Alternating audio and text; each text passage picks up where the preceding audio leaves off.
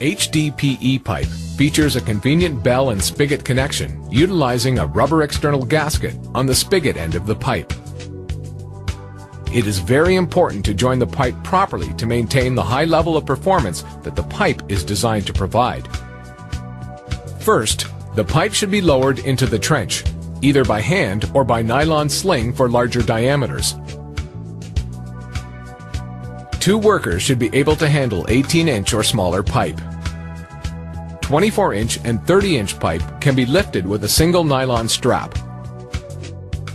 36-inch and larger pipes should be lifted with two nylon straps attached 10 feet apart to provide additional stability and support. Once the pipe is positioned in the trench, the bell of the receiving pipe should be cleaned to remove all foreign matter. Next, clean the spigot end of the connecting pipe and remove the protective wrap covering the gasket. Using a clean rag or brush, apply a suitable gasket lubricant to the bell on the receiving pipe and to the gasket on the spigot end of the adjoining pipe. To assure product performance and maintain warranty, always apply an approved lubricant.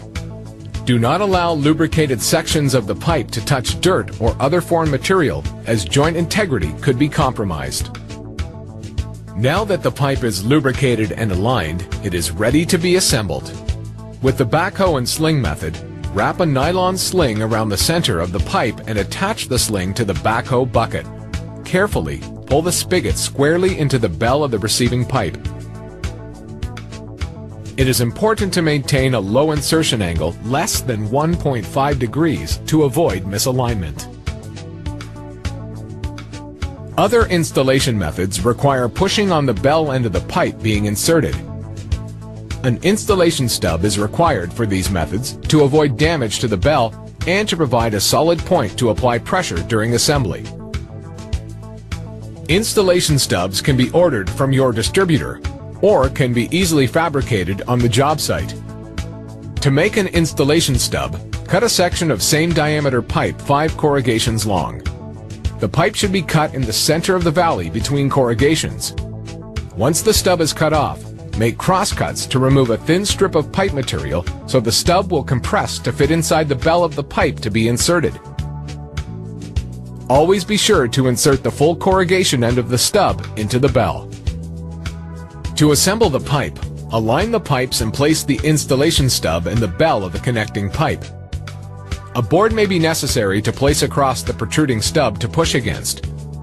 For smaller diameter pipe, place a pry bar against the board and push the spigot into the receiving bell.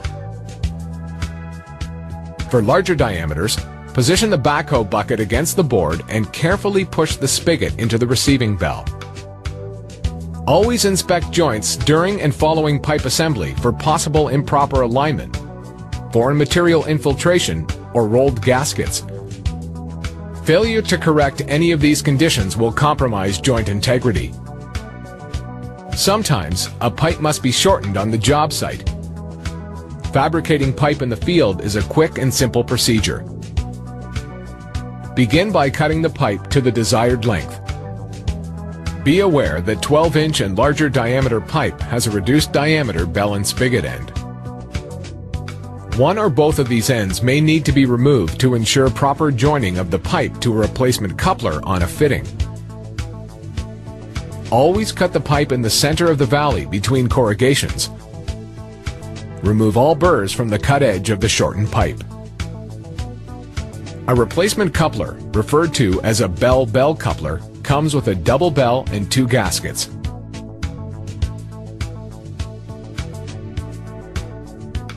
To join a replacement coupler or fitting on the shortened pipe, clean the first and second corrugations on the pipe. Hold the gasket with the writing facing you. For an over-the-crown or saddle gasket commonly seen on 42-inch and larger sizes, position the gasket over the crown of the first corrugation, starting at the bottom and working upward. For a valley gasket, work the gasket into the valley of the first corrugation, starting at the bottom, pulling up. Once installed, the writing on the gasket should be facing up and out toward the end of the pipe. It is important that the gasket is seated properly. Failure to do so will compromise joint integrity. Prior to assembly, create a homing mark with a crayon or marker on the pipe. The inside length of the bell on the coupler or fitting should be measured to determine the location for the homing mark on the pipe.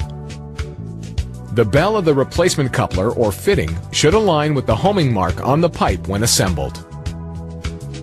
Once the gasket is installed on the pipe, clean and lubricate the gasket on the pipe and the bell on the replacement coupler or fitting. Take care to keep lubricated areas from touching dirt or other foreign matter. Always be sure to clear away bedding and backfill around and under the joint area when joining a fitting or replacement coupler to pipe in the trench. Pushing a bell onto a pipe in the trench could easily collect debris if the area is not cleared prior to assembly. Align the pipe with the coupler or fitting. Place an installation stub in the other end of the coupler or fitting and position a board across the protruding stub. Use a pry bar or carefully use the backhoe bucket to push the coupler or fitting onto the pipe. Always inspect the joint during and following assembly for possible improper alignment, foreign matter infiltration, or a rolled gasket. Failure to correct any of these conditions will compromise joint integrity.